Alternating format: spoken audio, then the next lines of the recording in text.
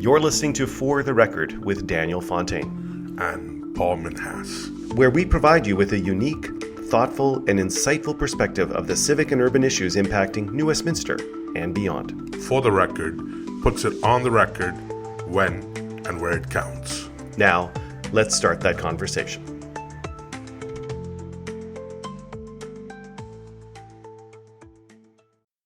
Hi, I'm City Councillor Daniel Fontaine.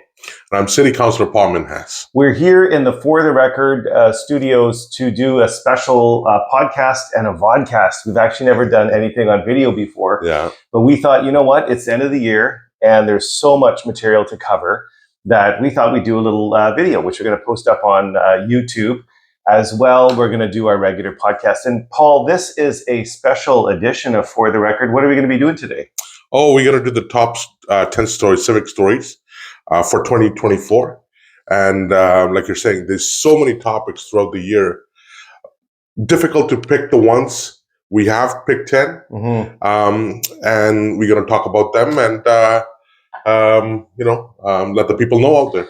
And it was a challenge. You and I went through it. The crack research team over at the NWP did their work. And this is a joint NWP For the Record kind of release. So if you're seeing this, it means that the NWP have issued their e-blast, and then we've done our vodcast and our podcast as well. So it's going out throughout the entire network. And it really was a challenge. We did do a poll. We asked the public to weigh in, and we had, I would say a fairly good number of people who weighed in and provided their vote. And we factored that into our top 10. Absolutely. So you know what? I think, as they say, without further ado, why don't we do a little drum roll and do a little countdown, and then we'll start with number 10. Absolutely. Here we go. Drum roll.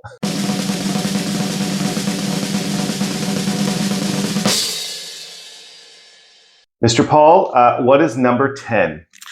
Number 10, what we picked out was our democracy survives another day as initiative to limit city councillors to a maximum of 5 motions per year fails to garner support. Yeah, so if the public remembers, there was a staff report that came to council, and it was a recommendation that had that recommendation been approved, and there was a lot of speculation that it was going to be approved, it would have meant that you and I would have only been, actually all members of council would have only been allowed to bring 5 motions a year. So if you had a really good motion, but it was your number 6, you had to wait until January to restart it. And get what happened with that one. It is interesting how it transpired, number 1, actually. But it got defeated. And we were able to at least keep bringing motions forward. And I think that's a great way to see the democratic system survives. Yeah, and we have experienced a lot of changes to the way that City Council has been operating the last couple of years. Because if you remember, Paul, when we first got elected, prior to that, oh my goodness, you could just drop a motion in on the floor like they did with the Royal City Crown. They wanted to rebrand the city. They just dropped a motion in. There was no 2-week notice period and all this other stuff. And as soon as you and I got elected, the mayor interpreted the rules very differently than the previous administration. So there was like a lot of kind of chipping away at that. It was being worked for quite some time by the mayor, and the way he did it, of course, I felt like he was just trying to shut us down one after another. It's whatever fit the mayor's narrative. And I had serious challenges with that, to accept that. And I'm glad it survived, and we are still able to bring the motions forward. Absolutely, still able to bring motions forward. So we're not restricted to bringing in just 5. Councillor Minhas and I have listened to many members of the public who've had ideas, who've had suggestions that they wanted us to bring to council, and those have been brought forward. In fact, many, I would look back over 2024 to some of the best motions that you and I have drafted, and they came directly out of the community, from the community, who said, would you please consider this, or would you move forward on this? So I'm really glad that truly. I mean, if there's something seriously going on and comes up and the people want us to bring it forward, we're not going to stop. We are going to bring it forward. We are going to talk about it. And they're very good motions. So hence, it was a good thing that it survived. And we're going to carry on the same way. So here we go. Drum roll for number 9.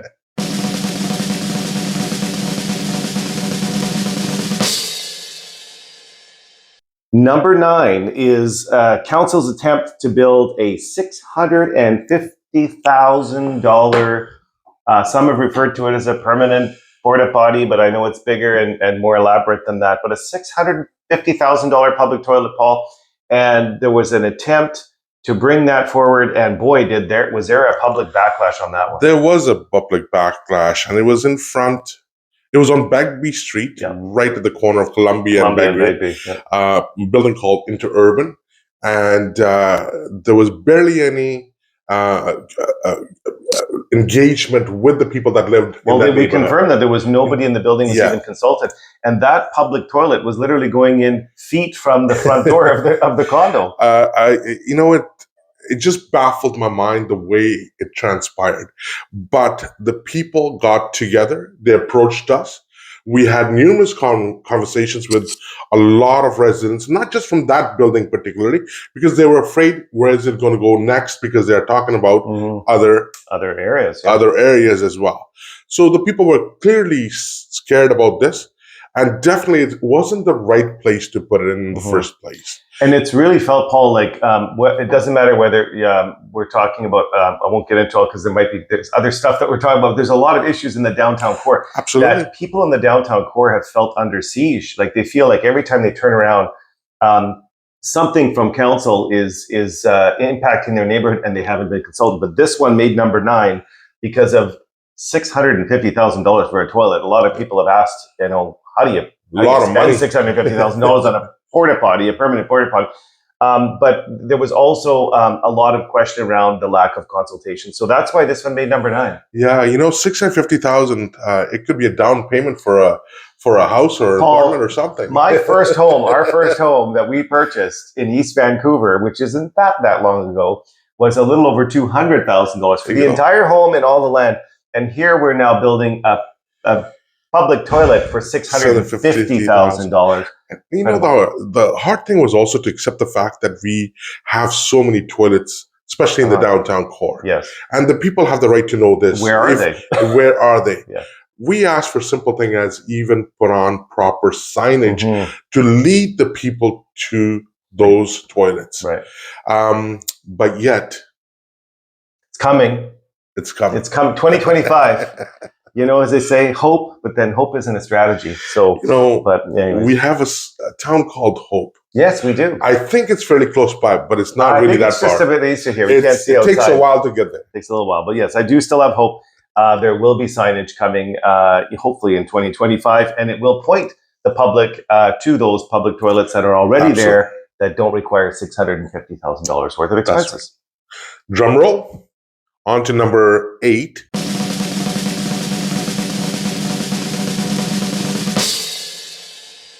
The city's significant infrastructure deficit takes a hit with opening of Thomas Hout Aquatic and Community Center. So, Paul, it took a number of years. It was over budget, I believe, by 10 or 12 million. I think the final tab is still yet to be calculated.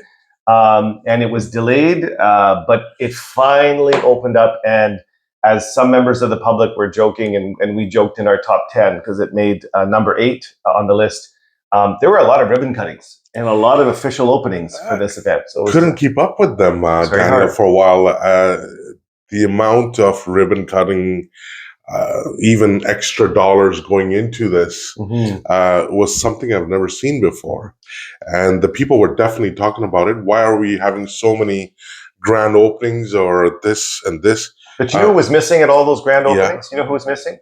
Our federal and provincial partners were missing at all those grand openings. And you know why they weren't all over that ribbon cutting and multiple ribbon cuttings? Because they did not put a penny into the actual aquatic center and the community center. Big zeros. Big zeros. From the province, from the federal. $114 million for this project. And city taxpayers, if you live in New Westminster, you paid for the whole freight. Take out the exception of the daycare, which is kind of an add-on to the project, but the actual project itself, no provincial, no federal partnerships.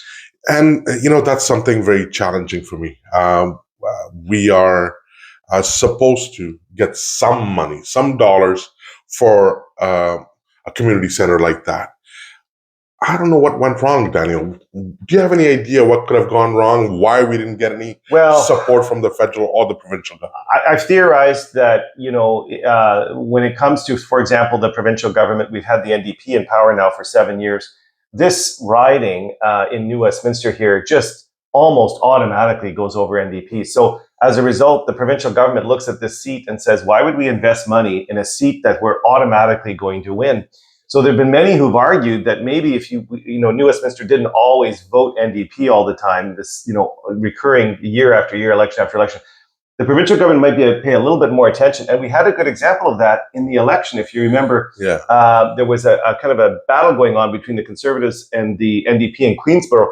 They were throwing money at Queensborough. At Queensborough, out of all places. Because Queensborough doesn't always vote one way. So that's my theory. Federally, I don't know. I mean, the NDP were in power with the Liberal Party.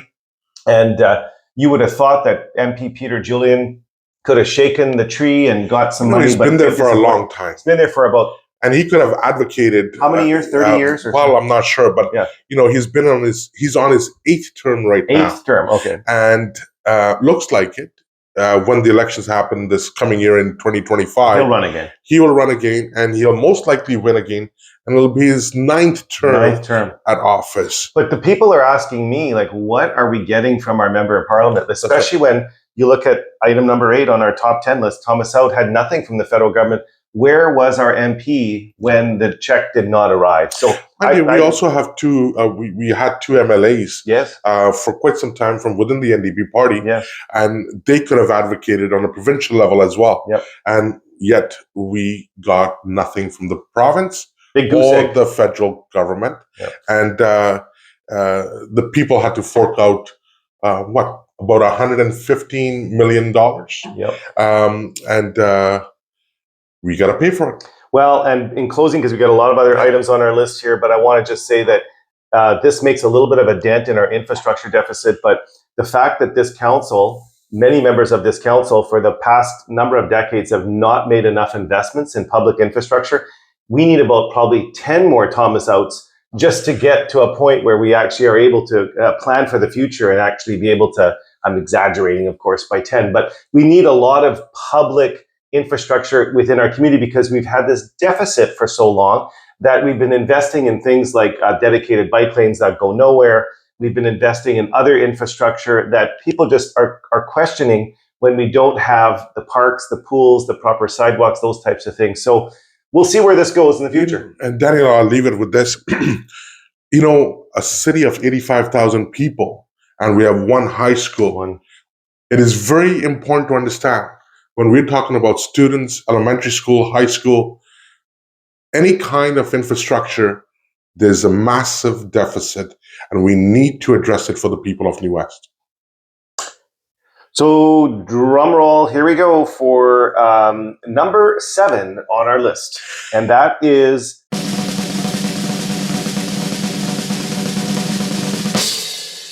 Council approves giving a high-priced... Oh, was that yours? Oh, I'm sorry. That's okay. I was so excited. I wanted to go. You go for it. Number 7. No. You go for number 7. Well, Council approves giving a high-priced law firm up to $90,000 tax dollars so taxpayers can participate in a Sue Big Oil class action lawsuit. Wow. Okay, we were just talking a moment ago about a lack of infrastructure, a lack of playgrounds and parks and children's play areas. We're about to, if this all goes through, we're about to spend about $80,000 to $90,000 of your tax dollars in New Westminster to sue Big Oil as part of a class action lawsuit. So we're going to take $90,000 of your hard-earned New Westminster property tax dollars, business tax dollars. We're going to send it to a very high-priced law firm, and they're going to sue Big Oil so that somehow, somewhere, maybe in 10 or 20 or 30 years from now, there might be a lawsuit that we may or may not win. Incredible. It's a lot of money. It might not seem like a lot of money. $1 per person, the residents of New West, $90,000 ballpark. But it does make a difference when we start talking about stuff like this that affects the people of New Westminster. Mm-hmm. And again, for a high-priced lawyer, how far is $90,000 going to really go to sue. I think, Paul, they might spend it by noon. I think give them a few hours. I think the 90,000 will be gone. And to sue big oil. And like you said, this could be 20, 30 years in the making. I just think of all where $90,000 could have gone for some children's playgrounds or some parks or some tree plantings or so many of the stated priorities that we have at council. And yet this motion comes in from Councillor Nakagawa. Suddenly the rest of the Community First colleagues just all raise their hand and support it. And we're moving down this track of potentially if they get to the threshold where they've got enough cities on board, $500,000 is going to go at minimum. That's a down payment for this class action lawsuit. For people that don't know, Daniel, it's also important if you could let them know, is this $90,000 just one-time thing? Oh, I said down payment. Down payment. That's what a down payment is. You ever bought a house? You put the down payment on, and then once they run out of the $500,000, you're going to keep paying into they're going to come back year after year, year after year. Yeah, they're going to come back for more. So that made our number 7 with good reason in the top 10. That's definitely, I think, something worth noting. So without further ado, I now do get back onto the list, and it's time for that drum roll.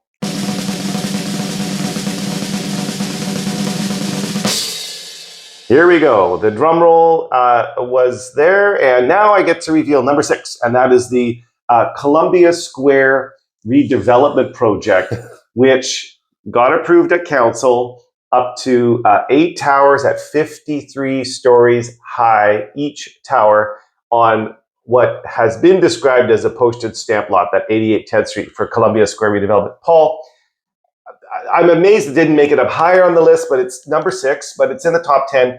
What a story. It's been relentless as far as the people talking about it. And day in, day out, I meet a lot of people, Daniel, as you know. Mm-hmm. And this is one of the topics that it just won't go away. Mm-hmm. Almost 7,500 people, possibly a little bit more, in that postage stamp. For people that live in British Columbia, that have been here for a while, a town called Revelstoke. It's the population of Revelstoke at Columbia Square. But you forgot something. You brought the entire population of Revelstoke, but you forgot something. Yes. You brought what did you forget behind? I did not forget, but our colleagues did forget that we did not ask for another library. We did not ask for another community center. Mm-hmm. We didn't ask for another fire hall. Mm-hmm. Elementary school, a pool. Yeah. There's so many things. Because that's what they have in Revelstoke. So if you're going to move the entire town of Revelstoke here, you'd think that you'd bring some of the amenities that these people are getting in Revelstoke, but not happening. None of that, and it's actually even worse than that, because if this project does eventually make it forward, there were $60 million of bonus density charges that they're going to be effectively taxed. The developer will be taxed. Of the $60 million, Paul, I was expecting that $60 million would at least go to some public amenities to address that infrastructure deficit we talked about. No, Councillor McAvoy moves a motion and says, I want 80% of all of that money to be put into the special affordable housing fund to effectively help the province of British Columbia accomplish its goal to build affordable housing. Now, you and I both agree that affordable housing is critical, but that's for senior orders of government to pay for, not for the citizens of New Westminster to set aside 80% of that $60 million. There's a word called downloading. Again. Yes. And this is not right for the people of New West. The senior levels of government have a responsibility, and they need to come forward too. I mean, we do have a project that's been over 2 years waiting to be developed downtown at 6th and Agnes for housing. I think the shovels are now on the ground. That's right. Finally. Yeah. But they need to come forward much faster, much quicker. They're asking us to build. Here, we are already the second most densely populated city in all of Canada. We keep building, but this is also where we are not building our infrastructure. And well, as I have said publicly many times, what are we aiming for? To be the number one in Canada, so that our high school can have 3,500 students in it, so that we can have more wait times for our children. More portables in the elementary schools. More wait times to get kids registered for swimming lessons. I mean, really, where are we going with all of this? We're second most dense in the entire country. We are the most dense in the entire region of Metro Vancouver. And yet when you look at what we're doing in terms of development, in particular on this Columbia Square, we need to make sure that those dollars that we're scooping out as a result of the development go right back into building those public amenities, in particular for people downtown. They're lacking a community center. They're lacking a seniors area. There's like lots of things, a library downtown, things that you would expect that they would have in an area so dense. Daniel, also, when we think about it, it's not just this project at Columbia Square. Down the road, we're also already talking about the project at the Connaught Heights 22nd Street Station. And according to the staff, there could be as many as 30,000 people moving into that neighborhood. Yep. All these people coming here, again, we're already at number 2, like you said. And what are we trying to achieve? Number 1, but again, no infrastructure. Well, and I don't want to diverge too far into the 22nd Street, but I will say I'm supportive of the 22nd Street as long as I see a plan. Absolutely. For public amenities, because I think that's critical. And we have been pushing for that. We have been pushing for that. So that's that was number 6, Paul. So it's time for us to switch gears and now make it into the top 5. I know you guys have all been waiting, so here we go with the drum roll.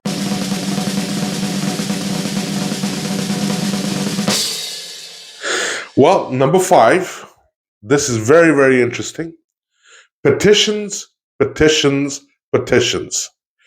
Several thousand people signed petition forcing City Hall to act and listen.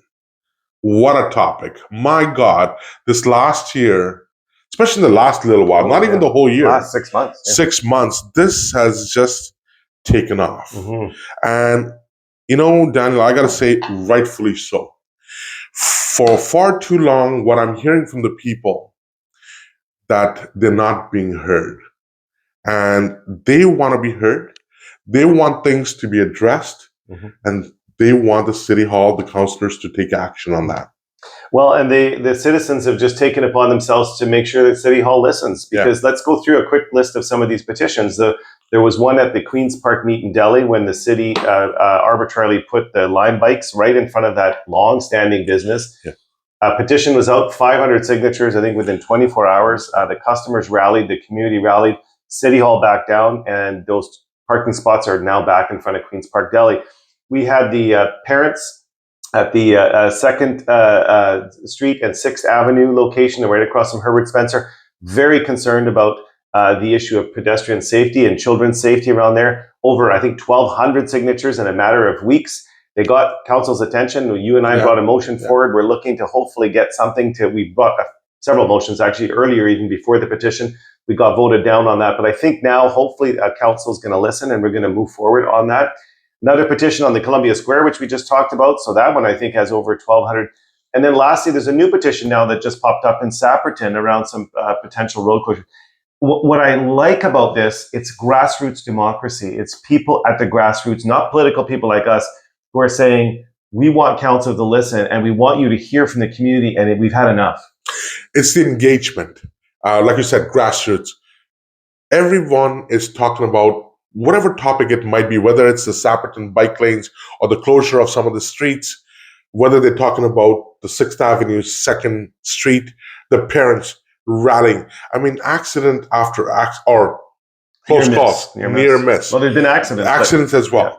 I mean, especially the last one. That was just horrific, The people want to be heard, and they're not going to stop. They're not going to back down. They're getting engaged, and that's the beauty about it. I love that more and more people, even if you look at, they don't want to talk about politics, but if you look at the New Progressives page, the viewership has skyrocketed within the last few months alone itself. And more people are talking about what can they do to get things achieved. How can they be heard? And that's very, very important to a lot of the people. Oh yeah, the people are definitely getting engaged. They're following the New Progressives Facebook page. I think it was about 500 or something, 500 and some followers not long ago, just a few weeks ago. It's, I think, probably by the time that gets broadcast, it'll be over 1,000 followers of the New Progressives. Exponential growth in terms of following, and then just the number of people signing up on the e-blast, following the podcast, doing all that stuff. People finally feel that they can have their voice reflected at council, and it's not a groupthink, and it's not just one political party controlling. So that's why this one made number 5, and I'm glad to see it. And God willing, if we're ever in a government where we're the majority on council, I would welcome this, because if people aren't happy with the way that we're governing, let us know. Make sure that people as I tell people, get active, get organized, get results. And that's what's happening, Daniel. Time and time again with these petitions, that's what we're seeing. People are getting organized, and they're doing it. They're getting active, and then they're getting organized, and then they're getting results. And a lot of these, like, for example, the parents, the one for the 6th Avenue, 2nd Street, they're professionals. They're busy people. All busy. They have families. Yet they're organizing, they're mobilizing, and they're getting things done. Same thing with the Columbia Square thing. The gentleman is extremely busy. And now there's a bunch of people organized, and they're being very vocal about it. And we didn't mention it because it wasn't a petition, but on the interurban, the public toilet, the people living in the strata got really organized as well, and they pushed back to City Hall. So we've noticed a number of things where these initiatives were in the past, maybe 5-10 years ago, this would have just been kind of rammed in and brought in. Now there's a lot of second thought and a lot of questioning as to whether or not council should move forward with it. So congratulations to everyone it's been, what did we call it? The year of the petition. Yes, the year of the petition in New Westminster. Yeah. And 2025, I have a feeling, may not be too far behind, because I have a feeling that there are a lot of things in this kind of final full year of this council that are going to be, things are going to be trying to be put in very quickly. And we might have a few more petitions coming. We could have a few more. So without further ado, let's get that drum roll going, and let's move to number 4.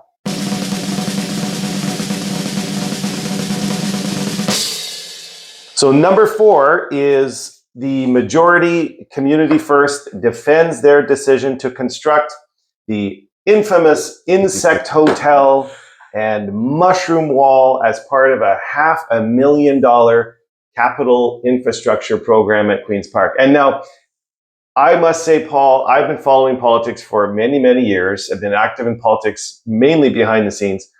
I must say, I'd never heard of an insect hotel, but I'm so pleased to report that the insect hotel that we own has been 80% occupied for at least several months. There's a lot of happy ladybugs, in Queen's Park. So that's good. So you're paying for that insect hotel and that mushroom wall to the tune of $500,000 for the entire project. Daniel, at times I'm out of words, and this is one topic First, I thought it was just in a la la land. I was dreaming. What's a mushroom wall? What's a mushroom wall? Insect hotel. I go to Queen's Park or some other park, and there's mushrooms everywhere. Maybe I shouldn't make fun of this, but it's hard to accept it. There's so many jokes going on around the city in regards to this. We're spending $500,000 for this. Well, and it sadly did not make the list because there was just too many things. But we're going to be spending $500,000 on the rebranding as well of the city. Yes. Didn't make it. And I don't want to get down that road. But what's important, what Paul says, is it's about priorities, right? Like, do you put that money into upgrading the playground at Queen's Park? My son and my wife and I would often go to Queen's Park, and there was a playground there, and we often thought, boy, it sure would be nice if the city... So many people so many parents have said, can we not do something else with that money? Getting kids active, getting them energetic. Yeah. But no, we've got a mushroom wall that they just go and look at, and then they stare at it and they look at mom or dad and go, what is this? Mom, I'm going back to the playground. I got to go play. I'm 7 years old. I want to go play. I don't want to look at a mushroom wall. So it made number 4, I think with good reason, because if I remember correctly, a lot of the votes that we got online, this one actually made it just interestingly bumped up very high. But again, like you said, it's all about the priorities. This day and age, when people are struggling, and Christmas is around the corner. There's a lot of people that won't have a chance to buy a gift for somebody. Or going to the food bank. Or they're going to end up at the food bank. Yeah. And I know over the years, I used to do a thing called the Christmas turkey dinner every year. Yeah. And a lot of people are familiar with that. And more people are heading to the food bank and struggling. And yet here we approved $500,000 of the people's money. It's all about the priorities, people. Yeah, well, part of the $500,000, which we didn't mention, in addition to the Insect Hotel, which I'm hoping will be branded Marriott or Hyatt or something at some point. That's maybe sponsorship sales we could do at some point. But the piece that we didn't mention is it is part of a larger project, but we got rid of the petting zoo, the very popular petting zoo. That's shut down, and that's all being kind of as part of this project. And in that, you get an insect hotel and a mushroom wall to kind of replace the petting zoo. And again, it's... And you know what? One of the things I also heard about, there's hardly anybody that goes and spends any time there. No. Hardly anybody. But go to the playground and see how many kids are in the playground. And we don't have enough playgrounds for the kids and stuff like that. We don't. And we could have used this $500,000 for so many good things for the young children to keep them active. You know, as I've said, Paul, it's about priorities. It's where your priorities are. And we can see from this top 10 list where some of the priorities are. And the priorities are an insect hotel and a mushroom wall. I think we've said enough. Yeah. I didn't realize when I got elected I'd ever be sitting here at a podcast or a podcast and talking about insect hotels and mushroom walls as part of our capital expenditures. But anyways, let's move on to number 3. Here goes the drum roll.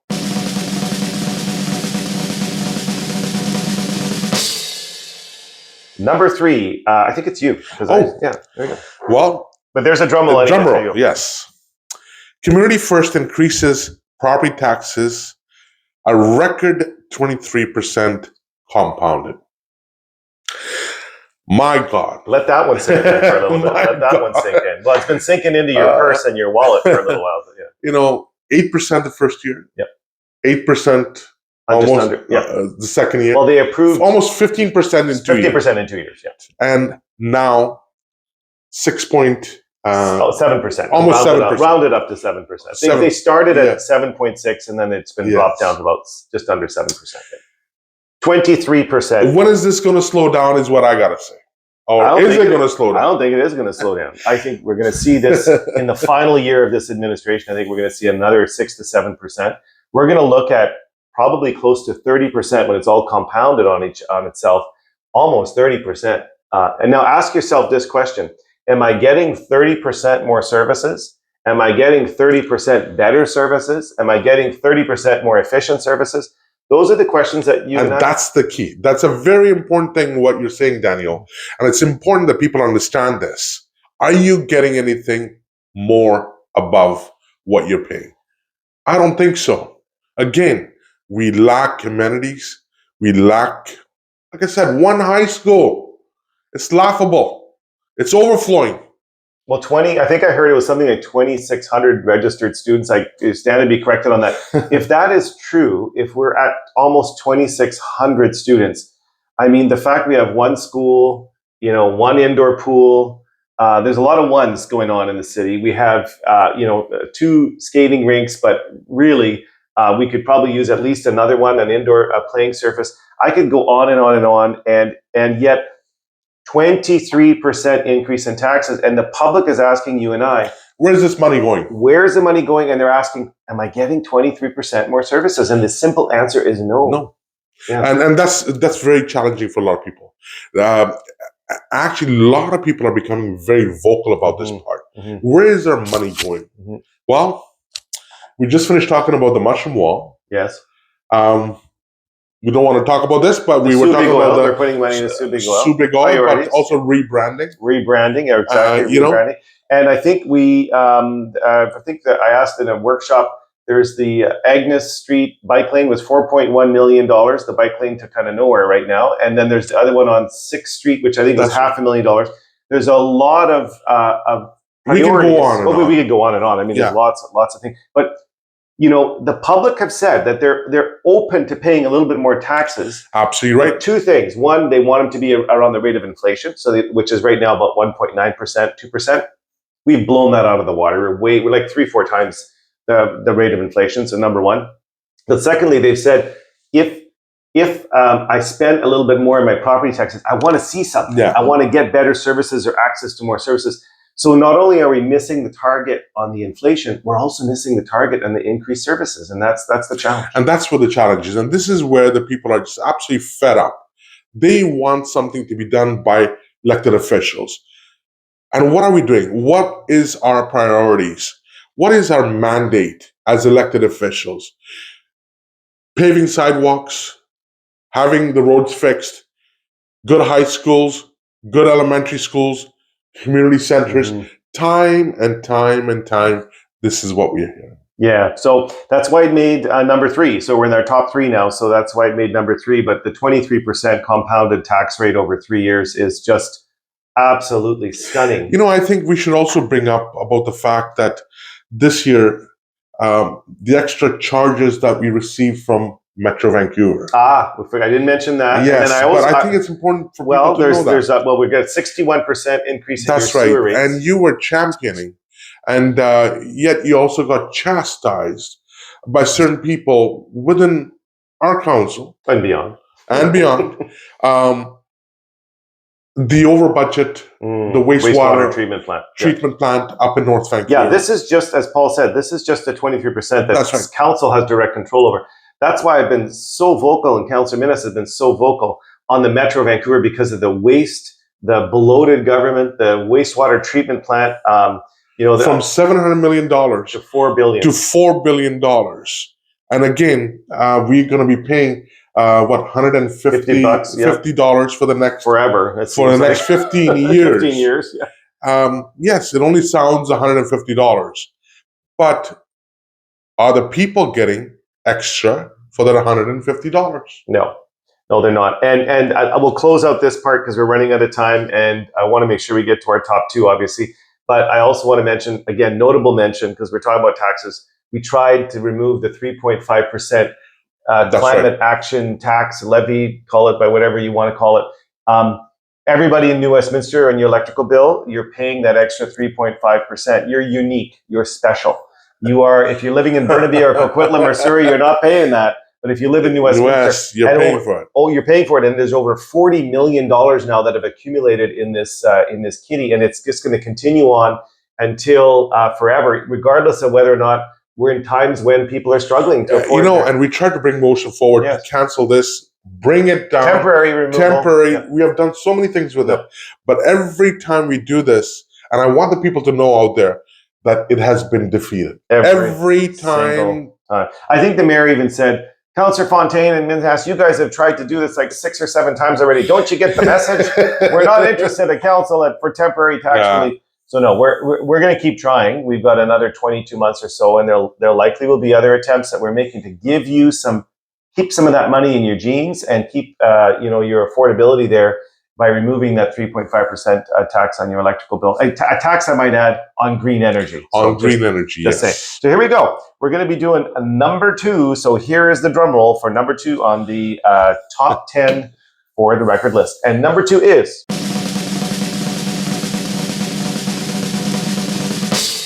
Mayor Johnstone breaks the Code of Conduct bylaw by accepting that infamous trip to Dubai, to the United Arab Emirates. He took a trip, business class tickets. He took luxury stay at the Waldorf Astoria, jumped on a jumbo jet, gone in business class, which I think is about 3 times the carbon emissions, maybe a little bit less than that. It's about 3 times the carbon emissions of a regular economy flight.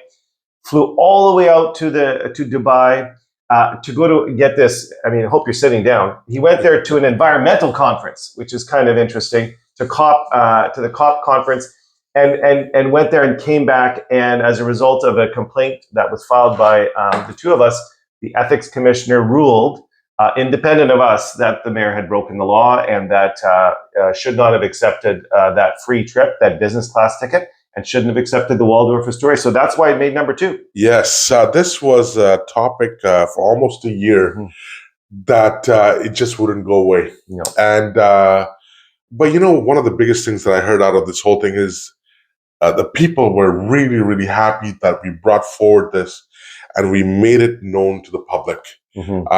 This on so many different levels.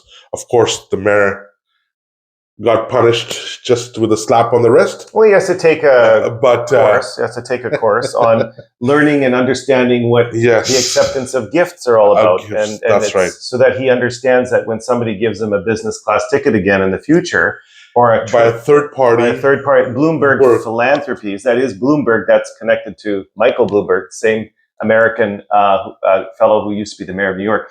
So this Bloomberg Philanthropies made the offer. The mayor said, and the ethics commissioner, agreed with him that he did it inadvertently and by accident. Didn't really know that he was supposed to accept that luxury trip, and he got the ruling against him. But you're right, number two. It's number two on the list because it sure impacted the mayor, his standing within the community, and based on anecdotal information in the community.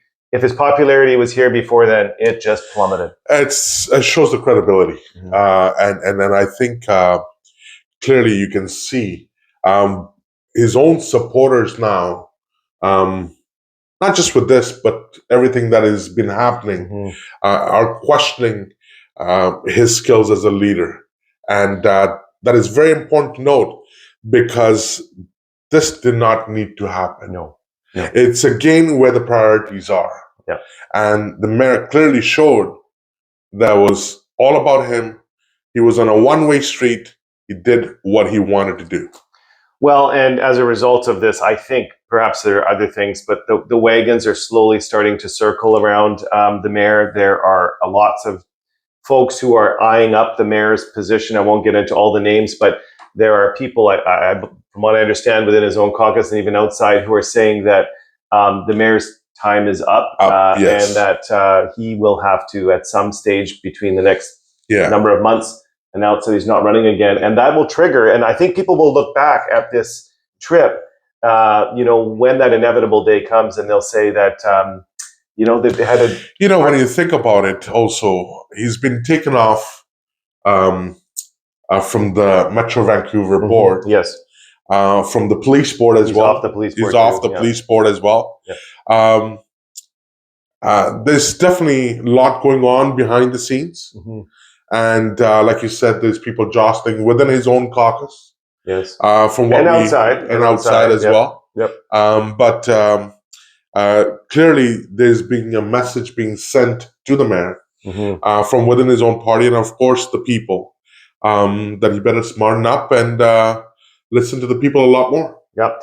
Well, this was a big story, definitely. And I will say, just in closing, before we move to the number one, the top story of the year, because I want to spend a few minutes on that one, is we did try to encourage the mayor to return the $15,000, which was estimated. We actually don't even know how much the exact total value of it was, but estimated at $15,000. The mayor, as far as we understand, is still in receipt of that $15,000. And what we said was, at a minimum, beyond the apology, by the way, which took a number of days to get the apology to finally be made. And it wasn't even a real apology. Well, but we'll leave it at that. He'll leave it at that. He apologized, so let's just move on that front. But what I will not allow the mayor and the public to forget is that he's still in receipt of that money for that ticket, and it would have been really good, I think, a good gesture on his part to have just cut a check back to Bloomberg Philanthropies and given the money back. And it could have, kind of been done with it and moved on, but unfortunately that never happened. Or maybe to even a local charity or something. We had tried in the council to take $5,000 and have the mayor make a contribution to the Don't Go Hungry food bank in New Westminster. And unfortunately that motion got defeated at council. So wasn't even requested to do that. They didn't even blink. They voted no. That was no. That was just like, nope. Not for discussion. Not happening, but we're used to that that quick vote. So without further ado, I'm going to hear the drum roll one last time, and then we're going to number one, and then we're out of here. And literally, we're out of here for the year because this is the year is wrapping up. So here we go. Number one.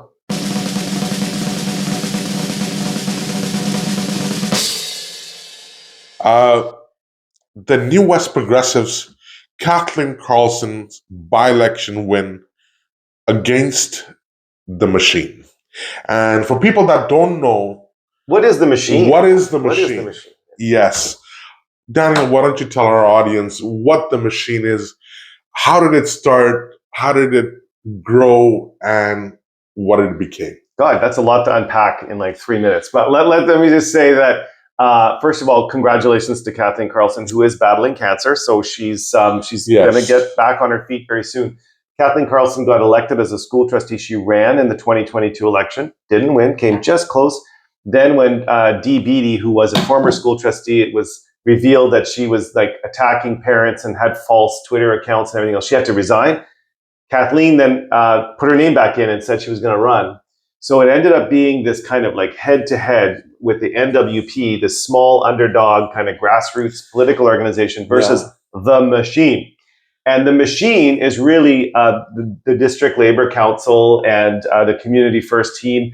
Kathleen was up against MP Peter Julian. All of his volunteers, all of his team were campaigning. Jennifer Whiteside, the MLA cabinet minister, all of her team was volunteering and door knocking, and they were working against Kathleen and the NWP. And then there was Jagmeet Singh.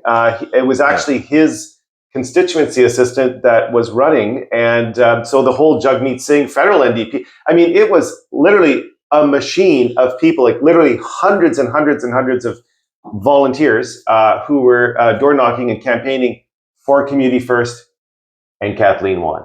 And you know what?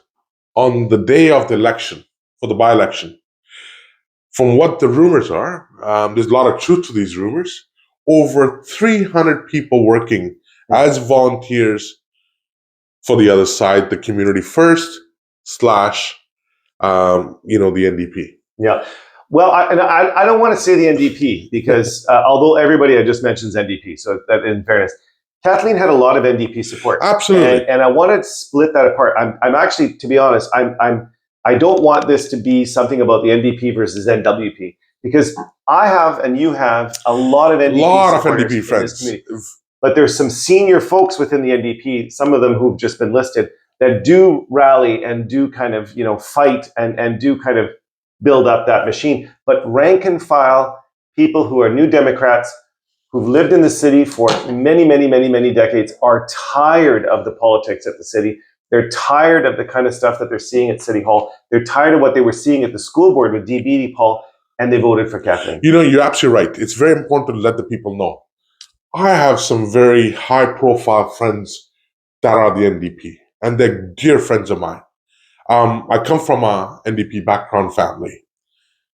It's got nothing to do with that. Mm-hmm. It is important to let the people know that it's not about the NDP or the NWP. Mm-hmm. But, and so does Kathleen Carlson, has a lot of NDP friends, huge friend circle. But like you said, like you explained, people are tired. Yes. They want the change. Yeah.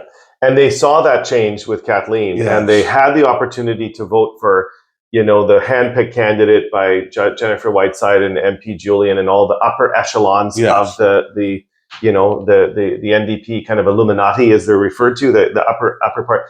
But rank and file, average New Westminster residents, be they NDP or Liberal or Conservative, whatever party they're in, they came out and they voted for Kathleen and they said, we want change. And Kathleen did win. Mm-hmm. She did an amazing job, with all the challenges, even right now at the present. And it's important for the people to know, as sick as she is right now, she's still fighting for the students out there. Yep. We were talking about the petition on 6th Avenue and 2nd Street. And she was out there in the middle of the street, the boulevard. On a cold, damp day. On a cold, damp day when we first met some of the parents out there. And she was right in there. Yep. And behind the scenes, she's working tirelessly. Yep. And it's important that the people out there know this. And but it was a big win for Kathleen Carlson against the machine. And I put it as number one. You and I both agreed it was number one. That was not even in question. And it came close with the code of conduct issue, but I don't think the code of conduct thing was as much a surprise to the public as Kathleen running up against the machine and actually winning. And why I've put it as number one, because I think it's a forecast of what's to come in October 2026. That's what's really been inspiring, is so many people said, if Kathleen and the NWP can defeat the machine, if they can beat Community First in that by-election, you guys are going to win a majority in October 2026. That's right. Daniel, even if we look at our election in October 2022, for the first time in Yeah. a long, long time, there has Forever. been a voice on the other side. Yep. It has been one voice, one. How should I Well, say? it's the first time, Paul. I Yeah. stand to be corrected, but it's the first time that kind of a community first, the machine, kind of the district labor council backed candidate who was an incumbent lost. Chinu Das lost. That's So that's right. the first time that that's happened. Yeah. Secondly, they had another candidate who ran with them, and he came right at the bottom of the polls. And so something happened in that election, and it was we could kind of see something crystallizing. And then when Kathleen ran, it came like head to head, and Yeah. Kathleen won the. And I think this is where clearly people have been talking about the change. Mhm. And we want the people out there to know, doesn't matter which topic we are talking about, there's so many things going on in the city that people are tired of a lot of things and they're looking for a change. And that change could be happening in October 2026. So, Paul, we've come to the end, and it's the end of 2024. We've gone My through our God, list. this year went by It so went by fast. so fast. We want to take this opportunity because we're recording this just before Christmas and Hanukkah, but it'll be kind of broadcast on the 28th. Hopefully, you all had an amazing holiday. You had the opportunity to spend it surrounded by family and friends. We want to. Oh, Daniel, sorry to interrupt you. Do we want to talk about a few other things that we were talking about? We don't have We time? have run out of time. I know what he wants to do. He wants to go through the notables list, and we won't do it. If you do want to look at the notables list, go to the NWP website or Facebook page, or check out the e-blast, subscribe to the newest. That's your little extra bonus you get if you sign up for the e-blast. We've literally run out of time, Paul. We do have a few topics, but we'll leave it for some other time so you can read it. We'll leave it at that. I want to leave it on this note. I want to leave it on a positive note. Just thank you all for all your support. Thank you for tuning in to all of our videos, those thousands of clicks and likes and those forwards. And thank you for encouraging other people to follow the NWP page.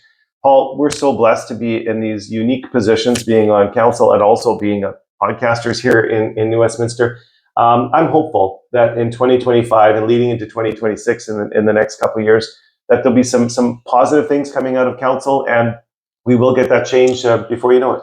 You're absolutely right, Daniel. Blessed the position that we are in.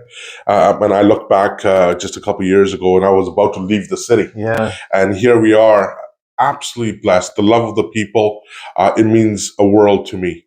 And to be able to do something that what the people want for this city and be in a position to push those issues is very important to me and Daniel. Mm-hmm. And having said that, your support, your love throughout the whole year means the world to us. Please keep supporting us. And I want to wish everybody a very, very Merry Christmas. Oh, Merry Christmas happened already. Oh. It's the 28th. Oh. So that's right. So you're going to wish them a Happy New Year because this is all being broadcast. We're recording this, as I said, prior to Christmas, but it'll be airing on the 28th of December. There you go. I think you meant to say Happy New Year. I meant to say a Happy New Year. Yeah, Happy New Year. But a very Happy New Year to everybody out there. You bet. So thanks again for tuning into For the Record for the podcast. And thanks again for our first ever vodcast where we've recorded this on video. Hopefully it'll all work out. It'll all look great. And if it does, we might at some point in 2025 kind of make an attempt to do this again. I think we should do it again. I liked it. Yeah. I enjoyed it. We'll try one more time for sure in 2025. But thanks again. You're listening to For the Record. Make sure you let your family and friends and everyone know, as Paul, we've said many times, the only way we promote the podcast is through the word of mouth and getting that network out. So make sure that you tell your family and friends, and do have that Happy New Year. Absolutely right. City Councilor Paul Minhas. And I'm City Councilor Daniel Fontaine. All the best. We'll see you in 2025.